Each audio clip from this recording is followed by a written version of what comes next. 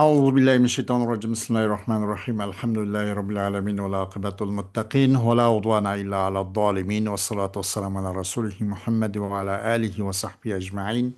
ربنا تقبل منا إنك أنت السميع العليم وتب علينا يا مولانا إنك أنت التواب الرحيم واهدنا ووفقنا إلى الحق وإلى طريق مستقيم ببركة القرآن العظيم وبحرمة من أرسلته رحمة للعالمين.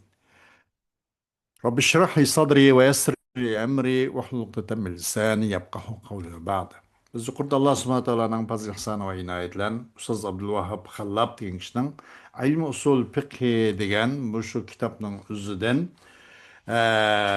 Adillatul ahkamningki 4-chi so'g'an dalil robi 4-chi dalil qiyos. Mushning ustida darsimiz davom qilayotgan edik. Kelib yadinchi bu kıyasının delil bolalaydiganligiga sünnettin delil talep qilindi. Sünnet. Ee, biz muşanız kep to'xtab qolgan edik. Bu qiyas zadi delil buluşqa adillatil ahkam yani masadir tashri'iyya buluşqa yaram yaramamdı degandek. Bu vaqtda biz dersimizni davom qildik. O'shani o'zini davom qilishtirishimiz inshaalloh. Deydiki va qala Ali ibn Abi Talib ve yu'raful haqqu bil muqayasati inda zavil albabi. ولما روى ابن عباس أن الرسول صلى الله عليه وسلم نهى عن بيع الطعام قبل أن يقبضه قال لا أحسب كل شيء إلا مثله. Ali ibn Abi Talib radhiyallohu anhu shuni dedimda bir haqnicho faqat aql egillarining qarshida bir haqnicho bir-birisiga bundoq qiyos qilishlar bir-birisiga bundoq bir xomchot mo'lcharlab bir-birisiga qiyos qilishlar tuniludi deydi. İbn Abbas radhiyallohu anhu rivoyat qildi-da nima deb haqiqatan Rasululloh alayhissalatu vassalam to'sdi bir taomni setishtin. U taomni çok qo'lga olmay turib setishtin. Buni to'sqan dedi. Dedi, la ahsabu kulla shay'in illa misla. Men o'ylamayman har qanday narsaning o'zini lekinlam ashunga o'xshaydi deb o'ylayman. Yani her qanday boshqa mat'umatga aloqador bir narsa bo'lgan bo'lsa, buning o'zini qo'lga olmay turib setishga bo'lmaydi ekan deb shundoq o'ylayman deydi. İlla mislah degan. Demak, buning o'zini boshqa mat'umatlarning o'zini boshqa yemak masalan uniki donliq mahsulotlar va uning boshqa quvutlar odam g'izolanadigan mushu narsaning o'zini mushu taomgacha nima qilindi qiyos qilindi demoqchi deydi. Qiyos qilinib nima dedi oxirida man demay o'ylamayman har qanday narsani lekinlam shunga o'xshaydiki ay taomga o'xshaydi unda qilgandan boshqa matbuotlarning o'zini qo'lga olmay turib setishga bo'lmaydi rasulullohning nahiysining qatoriga kirib qoladi deb mushuni tushunaman mushuni o'ylayman deydi odam.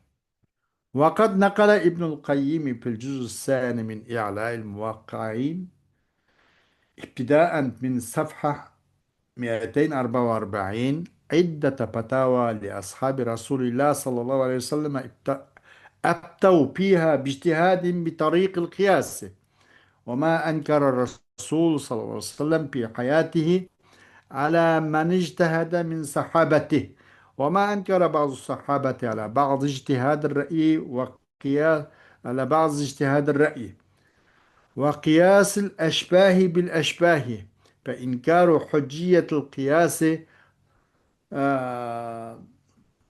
تخطئة لما صار عليه الصحابة في اجتهادهم وما قرروه بأفعالهم وأقوالهم. ابن القيم rahimahulloh shunaqa naql qildi. İ'lamul Muvakka'inninki ikkinchi mujalladda 244 betden başlap bir qancha fatvolarni Rasululloh alayhi vasallamning sahobalari ilmdan fatvo bergan o'zlariniki ijtihod yo'li orqali ularning ijtihodlari bilan qiyos yo'li orqali bergan fatvolardan bir qanchani tilga oldi deydi. Rasululloh alayhissalommi o'z hayot davrida sahoba ikramlardan ijtihod qilganlarning ijtihodini inkor qilmadi. Ba'zi sahobalar mana shundoq qanday qilmadi? U inkor qilmadi. Masalan, ra'yining o'zini ijtihod qilganlarniki ijtihod ra'yining ba'zisiga ba'zi sahobalar inkor qilmadi. Va o'qishni o'qish qiyos qilganligiga. Ala ba'zi ijtihod ra'yi va qiyos al-ashbahi bil ashbah.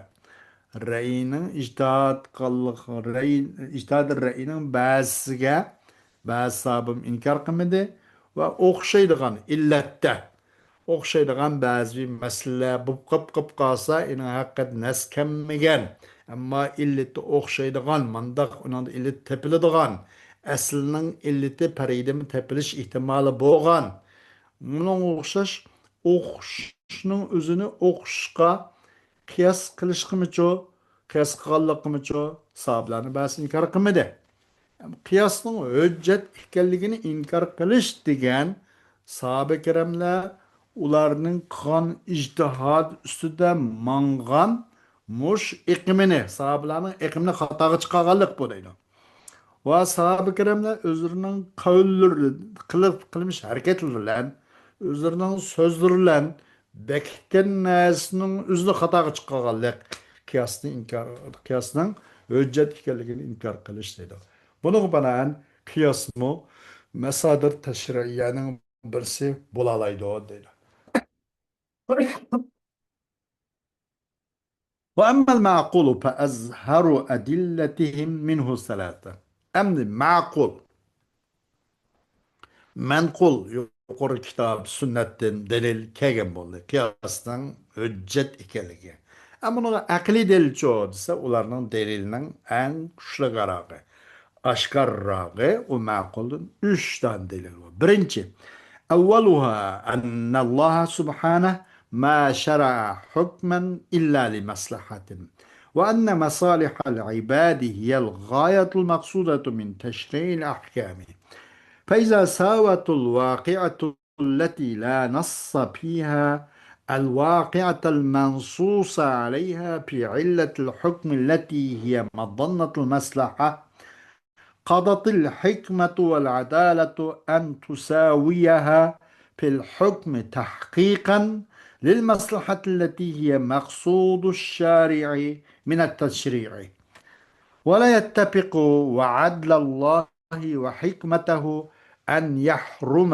شرب الخمر لإسكاره محافظة على عقول عباده ويبيح نبيذا آخر فيه خاصية الخمر وهي الإسكار لأن مآل هذه المحافظة على العقول من مسكر وتركها عرضة للذهاب بمسكر آخر.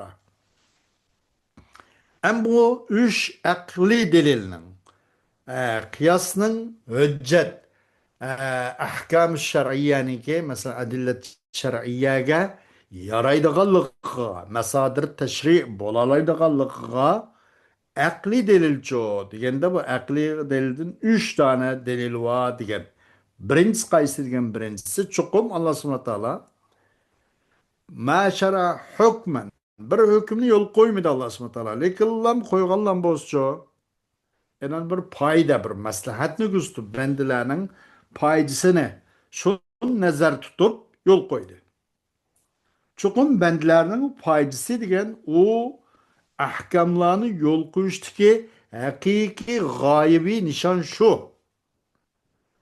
Kaçan bu inin hakkıda nas kemmigen bir de bir özgürüş çallık yeni bir mesele bir yeni bir vakalik inin hakkıda nas kegen bir vakalik ço bat beraber ikisi bir illette hükümün illeti bir beraber bolsa asli hüküm illetlik paraydık hükümün parayının üzüm tepilgan bolsa holası.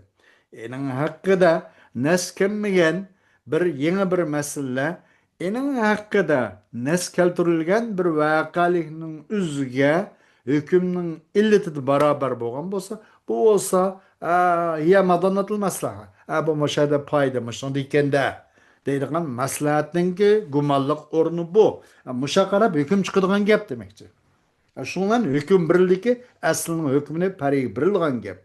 Bu ya madannatul maslaha.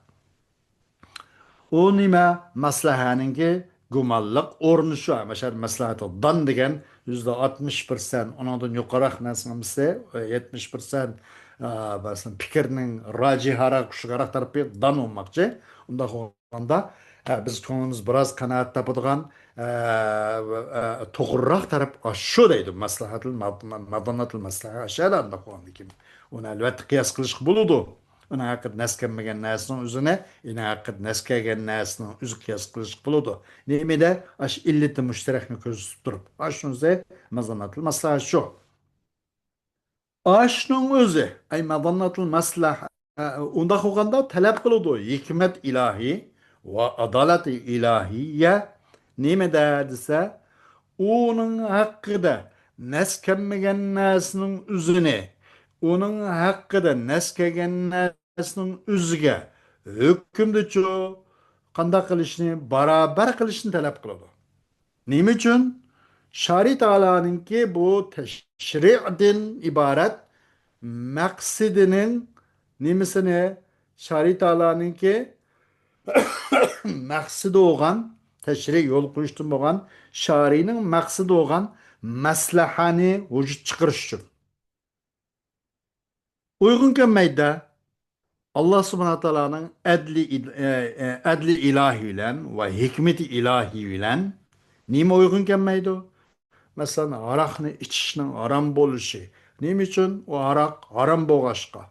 Nime için? Asırgallıkın jatidin o özünün bendilerini aqlni asrab muhofazat qilish uchun aroqni ichishning haromligi va yana bir nimincho yana bir narsani durust qilib berishi bu ilohiy adolatga uyg'un kelmaydi deydi.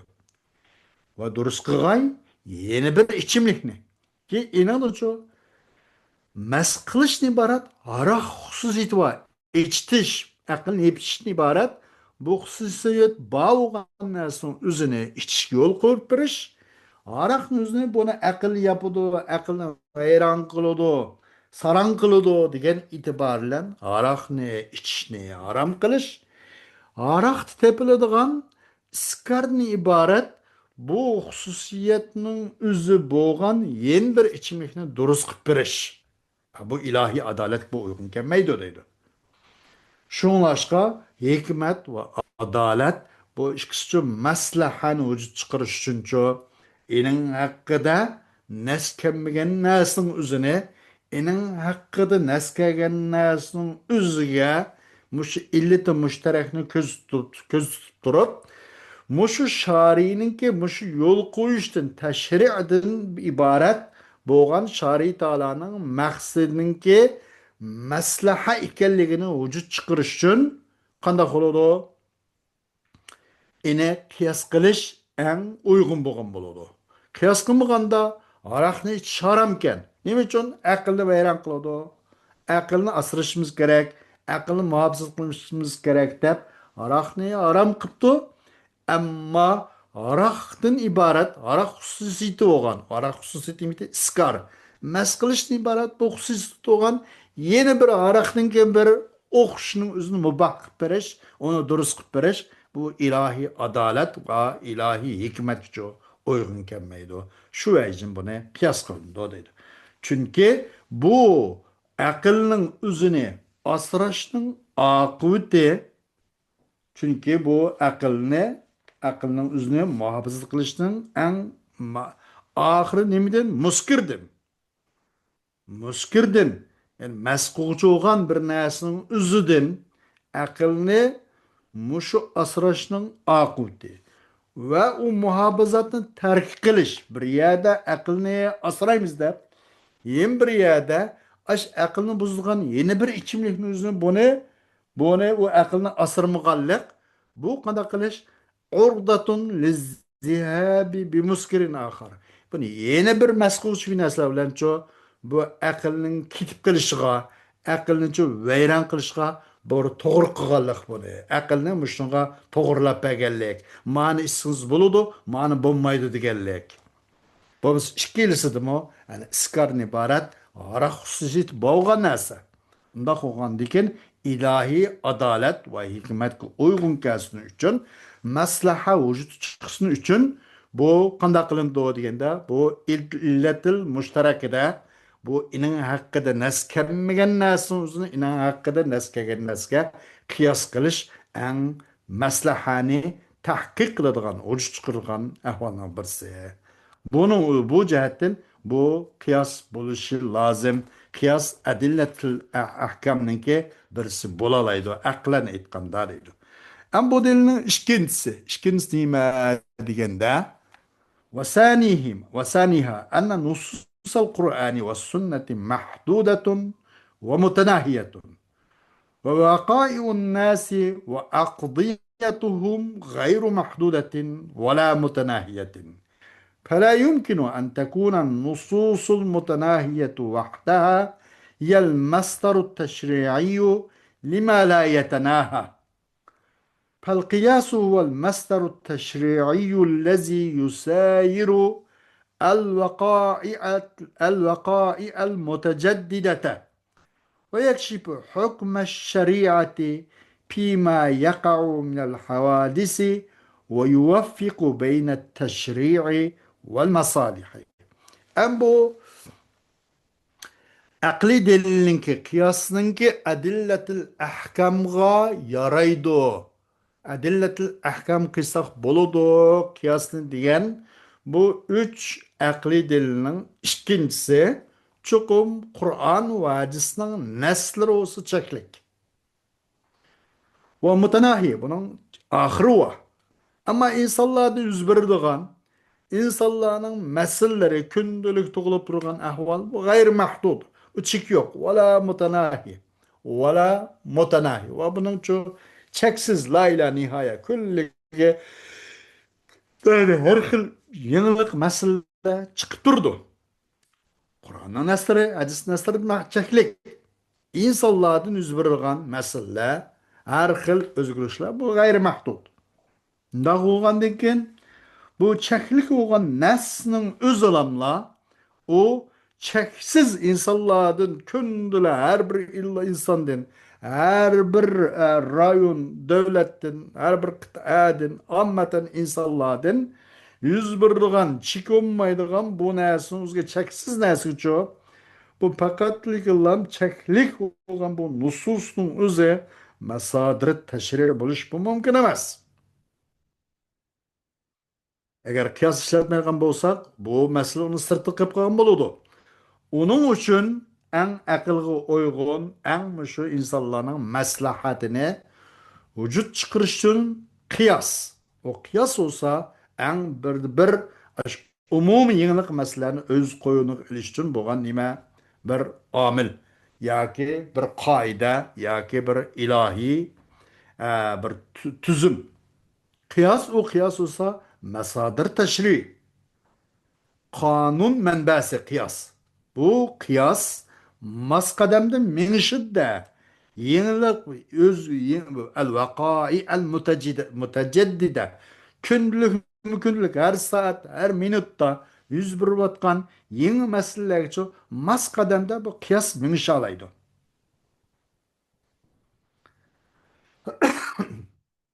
Bu kıyas şer'ininki havadisatlardan ibaret yüz bir vatkan nas hakkında şer'inin hükmünü bayan kıpır alaydı kıyas.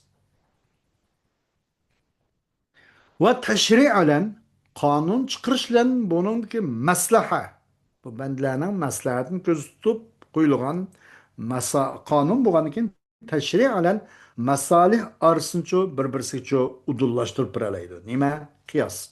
u jihatdan bu qiyos bu islom tashriininki ya'ni adillatul ahkamning nimasi bo'ldi bir masodirlardan bo'lgan bir masdar bo'ldi yoki shundoq bo'lishqa yaraydi deydi. Hem bu akli delinin üçüncüsü ve vesalisuha innel kıyasa delilun tuayyiduhu el fitratu salimetu vel mantiku as-sahihu. Vel mantık as-sahihu.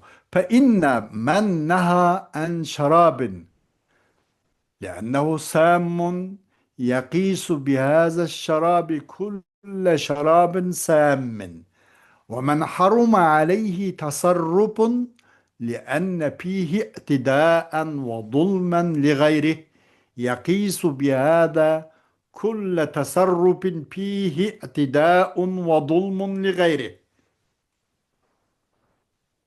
ولا يعرف بين الناس اختلاف في أن ما جرى على أحد المثلين يجري على الآخر ما دام لا فارق بينهما. Ama bu kıyasınki delil ikellik adilletil ahkam buluşğa yaraydıgan akli delilinin üçüncüsü o nime çokum kıyas.